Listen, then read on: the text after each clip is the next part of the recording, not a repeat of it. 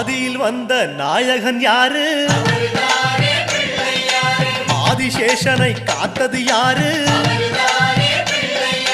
மந்தார மரத்தடி வந்தது யாரு? அங்காரகனை காத்தது யாரு? விகடம் செய்யும் நாயகன் யாரு? விதியை ஆளும் நாயகன் யாரு? பிழைக்கிற வழியை காட்டுவதாரு? அவரும் வாழ்வது எங்கே கூறு?